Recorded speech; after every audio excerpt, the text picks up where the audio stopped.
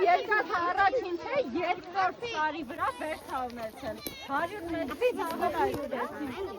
Բայց ինքը Որն է երկրորդ սարը, երեք շարը, սևացը 4 սարը։ Դուրները։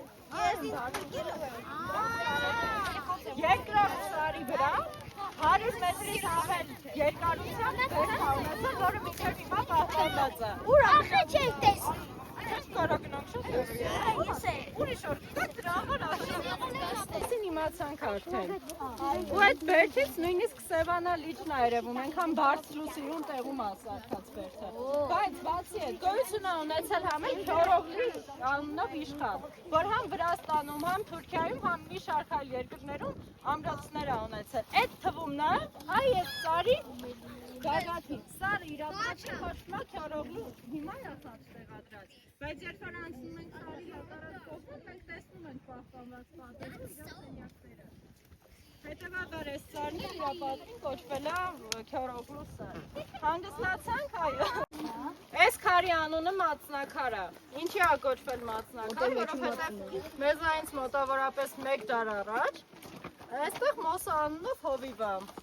իր կենդանիներին առածացնելուց լինում ու իր կինը ամեն օր կեսօրին իրեն մածուն է բերում։ Քարի վերևի հատվածում հավասար փորած ուղղանկյուն կա, որը ամանի անման, ու ինքը միշտ մածունը լցրել է այդ քարի մեջ, որ համ սառը մնա ինքը ամռան շոգին հովանա, չէ, ջրով լվանում են, հետո հովիվը շատ չի հաշվի առնում քարը կեղտոտա թե չէ։ Դրա համար են ասում դաշտի կերած ուտելիքը ուրիշ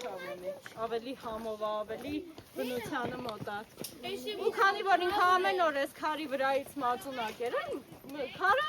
մնաց մածնակար անունով։ Եթե զգուշ կլինեք, կարող բարձրանաք նայեք քարի վրայից, այդ կողքի հատվածում։ Այդ զգուշ ենք լինում, Ես կստուգեմ։ Ես կստուգեմ։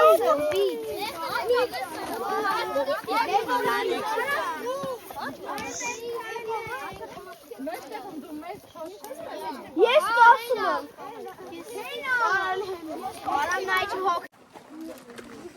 Լավ, գյուղը կոչվում է Բուժական, ոնց արդեն իմացանք։ Բուժական, որովհետև առաջացել է Բուժկան անվանումից, վանքից քիչ եկող մենք ունենք Բուժկան անունով աղբյուր։ Ըստ ավանդած լույսի, զորավարներից մեկը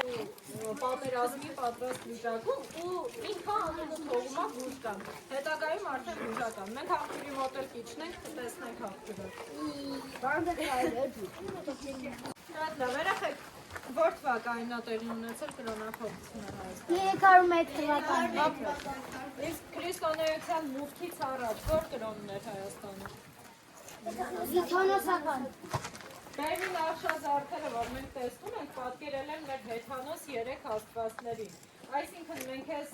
նախշազարդերից եւ ոչ միայն, որոնք նաեւ դրսում տեսնենք, հասկանում ենք, որ եկեղեցին հետագայում նաև վանական մեծ համալիրը, որի շուրջ գյուղը կառուցվել է, կառուցված է եղել հեթանոսական տաճարի հիմքի վրա, որովհետև այստեղ ունենք հազարան բուլբուլի նշանը, սա սիրամարգ չի, հազարան բուլբուլն է, որը եղել է հեթանոսական հավատամքի մի հատված, պատկերել է Արամազդ Աստծուն, Արամազդը, Վահագնը և Աստղիկը։ Մեր 3 գերագույն աստվածների նշաններն են բեմին, որդան կարմիրով ներկված ու պատկերացրեք, որ այս որդան կարմիրով իրենք ներկել են 2000 տարի առաջ ու ինչքան որակյալ ներկ է դա, որ մինչև հիմա պահպանվել է քարի վրա։ Հետագայում քրիստոնյաները չեն ավերել, հակառակը բեմը, խորանը կառուցել են հենց այս մշակութային ժառանգության հիմքի վրա։